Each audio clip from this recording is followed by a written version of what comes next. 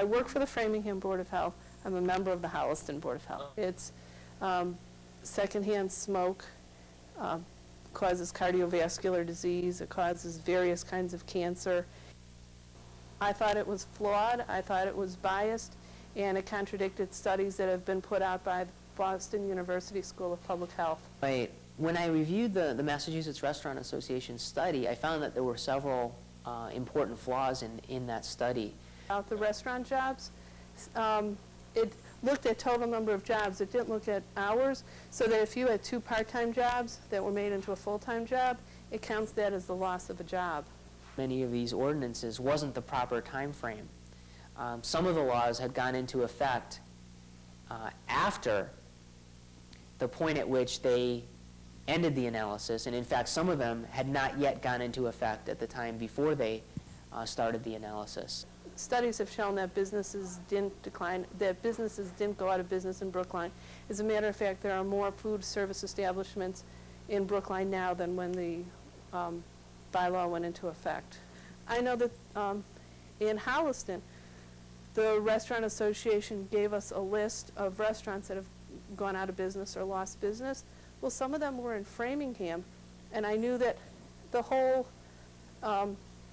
corporate, they went out of business. You know, like they gave a list and they said Cappuccino's went out of business in Brookline. There aren't any Cappuccinos. They all went out of business. It had nothing to do with the smoking ban. I thought it was flawed. I thought it was biased, and it contradicted studies that have been put out by the Boston University School of Public Health. There has been a lot of discussion about the possibility that when communities go smoke-free and eliminate smoking in restaurants and bars, that they may lose business. And when these ordinances are debated at the community level, a lot of times the restaurant owners or bar owners will express concern, you know, we're going to lose all our business, people are going to leave town and go eat elsewhere if you ban smoking. It was a hypothetical statewide ban on smoking. So if smoking were eliminated in all restaurants in Massachusetts, how would that affect your dining behavior? And basically the conclusion of the study was that a statewide law that eliminated smoking in bars and restaurants would have no significant impact on restaurant and bar business. Yeah, they showed a decrease of 10% when it first took effect, and then slowly came back over about 6 to 8 months. It came back, but we still lose some. Some just want a smoking section. In fact, we estimated that it might actually increase business because we identified a large proportion of the population who said that they avoid going to bars and restaurants because of the smoke. January 1st. The first was a Saturday, so we had to do it on a Monday. It was the first day. For us, it's an advantage because we have more non-smokers. We have a lot of families that come in here. There was always a huge wait upstairs.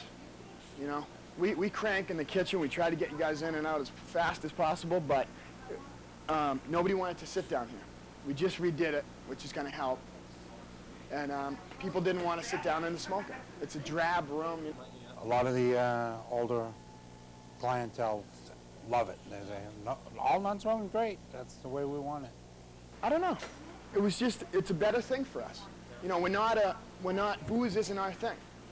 You know, food is number one here, and then, you know, if we can get some liquor sales, then it helps. But food is how we make our money. As a manager, we like it. It's easier to maintain our restaurant. We don't have the problems of repainting all the time, cleaning, you know, the ashes, the smoke itself. The main reason why it's much easier to pass these smoke-free laws on a local level than at the state or national level is that the tobacco industry has a much stronger influence at the state level and certainly at the national level.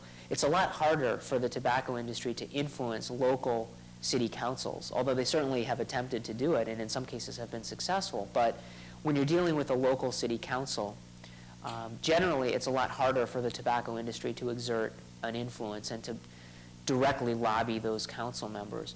At the state level, and certainly in Congress, it's a lot easier for the tobacco industry to have an influence. The industry hires a large number of lobbyists at state legislatures and certainly in Congress. And the tobacco industry also makes contributions, campaign contributions to congressmen at the national level. And so it's a lot easier for them to exert an influence on the policymaking process. It's not so easy for them to do that at the local level, and I think that's why we've had there has been a lot more success at the local level with these laws. It covers food service establishments in the town, and it divides them in 3 different categories. The first category are restaurants that have no bar. Restaurants without a liquor license have to be 100% smoke-free. Those are like a Friendly's, McDonald's, most of the Papagenos. Okay. Okay, and those are 100% smoke-free. Then the category that kind of straddles are restaurants with liquor licenses. In the bar area, you can't have more than 25% of the seating for the entire establishment. You also can't have minors in that section, and food has to be incidental to the serving of alcohol, so that, in effect, it's not the smoking section of a restaurant. It's really the bar area. And then the third category are bars, and those are places where they don't really serve food, and those can allow smoking in 50% of the seating, but you don't need to have a physical barrier, and no minors. No minors also. I really don't realize how smoking and drinking go hand in hand. You know, you had a lot of people, I mean, some restaurants stayed smoking, so it was easier for them, you know, but we had to go non-smoking. It was hard. We had a whole section that was smoking that had to go non-smoking. The bar, it's awfully hard to have, you know, have bar guests in here and you have to say, I'm sorry, you can't smoke. No, but for that fact, it did go down a lot. I would say a large part of your tavern crowd is smokers, yeah. But since we've been smoking now, it's been unbelievable. And I've had guests say to me, or they've come in and they've seen the new smoking, they've seen the enclosure, and they've asked about it, and I say, oh, that's for the smokers, and they say, oh, good. The bar looks wonderful now. It totally separates from everything. It's a new world. It's a different world in here. Yeah. You know, you don't really hear anything out there. You know, people in here, this is the bar. Out there's the restaurant. So, We feel it benefits smokers and non-smokers alike.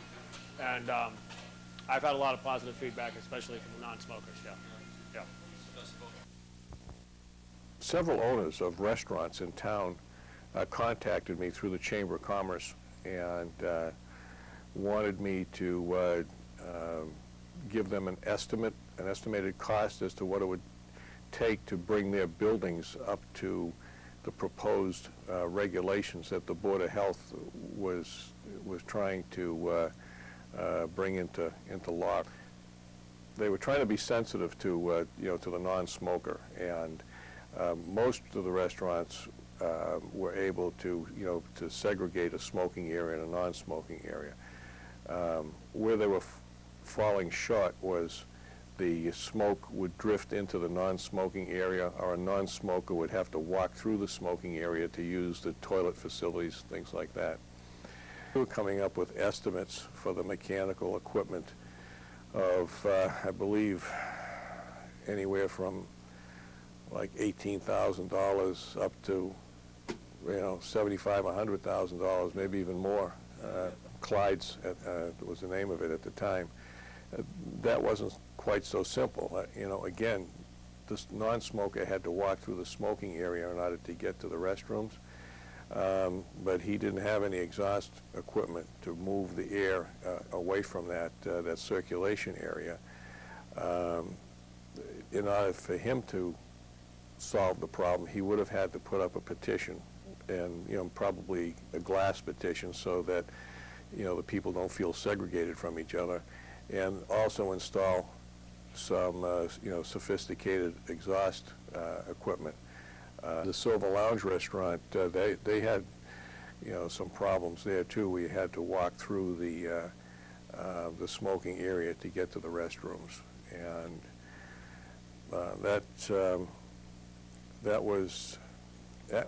wasn't so bad, because the lounge area was the smoking area. The dining area was the non-smoking area, and that's where the toilets were. So the people in the dining room could get back and forth to the toilet rooms without having to walk through the smoking lounge, with the exception of they have a caboose on one end of the building over there where they have tables set up in there, and that's a non-smoking area. So those people would have to walk through the smoking area.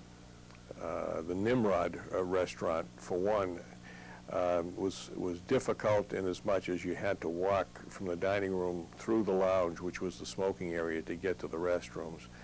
However, the owner had already installed an exhaust system right over the bar area. Thought that I'd put my money where my mouth is and voluntarily ventilate and set an example of what businesses can and would do if left to govern themselves. When the town passed their smoking laws, their anti-smoking laws, they wanted everyone, the restaurants who were going to continue to provide a smoking area, to submit engineered stamped plans of the systems they planned to install. And the fellow that operates the place had put in a system on his own that was actually, working. it didn't make a lot of sense in that here we were, a restaurant that had been ventilated for secondhand smoke for 2 years previous and still were ventilated. And because we didn't have the engineer's stamp, they wanted to shut us down. So that seemed to be working, but it didn't conform to these standards that were being set up. So, the point we were trying to make is, here's a fairly inexpensive solution that did really solve, the problem for the most part, without conforming to these regulations. Here was a case where you could walk through a smoking area, but yet the way the floor plan was set up and the way he had his exhaust system set up, the smoke was being drawn away from that circulation path, The reason why these predictions are wrong is that I really don't think that people go to bars and restaurants specifically to smoke. I think people go to restaurants to eat, and I think people go to bars to dine and to drink and to socialize. And I think that most smokers will be considerate enough that if smoking is not allowed in a facility, that they will, if they need to smoke, they will simply step outside and have a smoke, or they'll hold off for a while. And I think that there's also a large market of non-smokers who are avoiding going to these places because of the smoke. And so I think what happens when you eliminate smoking in these facilities is that perhaps you might lose a few smokers, but you'll probably bring in just as many non-smokers who will start going if they can dine and enjoy their food and drink without having to breathe in the carcinogens. Limiting the sizes, so over the last 5 or 6 years before that, they started limiting the space where you could smoke, and then it went into effect January 1st, total ban. Lounges, there was absolutely no smoking anywhere in the building or the grounds. That dropped my business 40% on January 1st. 40% drop was all those regular customers that just never came back because they couldn't smoke there. And they told us they weren't coming back, so there's not much you could do. One of the biggest things, the misconception is that there's only 25% of the people smoke, so that's only 25%, but most married couples or people that go out will accommodate a smoker at this point. So they'll only go to a restaurant where that person can smoke. And it's kind of funny, so if a married couple and only 25% of the people, that means 50% of the couples statistically won't come to your restaurant. And probably 90% of the drinking business is smoke related. There's very little non-smoking bars in the world today. We didn't gain any non-smokers because they already were coming in. They already had the place. They didn't have a disadvantage or by having a non-smoking section that was adjacent to a smoking section. So to them, there was no difference in one way or the other. So we picked up zero business. We just lost all our smoking business. But it took such a dramatic, we lost money in right away. And there wasn't much we tried different programs. We knew it was coming in. So we put out a lot of coupons January 1st and did a lot of advertising just to try and catch a new base in it. So not only did we heavily advertise, we went down 40% even with the extra advertising. So that was very difficult. And the big thing that people don't realize is there were a lot of families that their income was affected. They've been with me for a long time, and not only did I lose money, but they lost money too. They weren't able to support their families. So. For the band, I had 62, and down towards the end, I was down to like 18 at the end. And pretty much they just went to the other restaurants that had the business, and a new restaurant took over. It opened about a week ago, and well, that'll be a different, total different situation, because you're building a new business from scratch and developing customers that are already non-smoking, opposed to having a certain clientele, and then you just eliminate that clientele completely. So you don't get that grace period anymore. You don't get that back once you've been open for a while. People don't come out and try you again just because you stopped non-smoking, went to non-smoking. And that's the problem with the non-smoking laws. Instead of a statewide ban, it created a monopoly, per se, for the restaurants that could still offer smoking. And we weren't able to really counteract that at all. And we lost a lot of business because of it. And it caused, after 15 years, something that I thought would be my retirement money ended up being a losing proposition when I sold it. So it was a difficult legislative decision. Not even legislative, because it's a rule set forth by 2 people out of 3 that are elected by townspeople. So it wasn't really something that was enacted by the town people, just by 2 of the 3 members of the Board of Health for the town of Hingham. The money that was raised by putting a 25-cent cigarette tax on, they came up with these vast amount of money, and all these boards of health put a collective together to stop smoking in all the different towns. They were supposed to pretty much be educational programs, but they really went after the restaurants more than anything to try and make a statement. Instead of, I'm sure they did some education, but it wasn't, most of it was a situation where they attacked the public places where people could smoke, just to try and change an opinion by regulation instead of really enacting a law that would benefit everyone.